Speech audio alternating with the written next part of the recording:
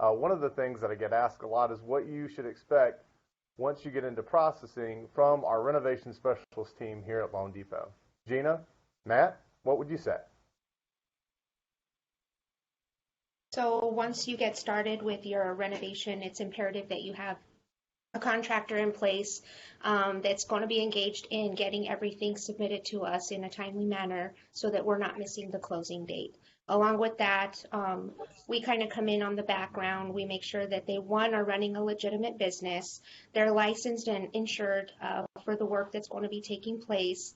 If the bid is over a certain amount, we also run background checks on our contractors just to protect the borrower and the money that we're going to be lending for the project.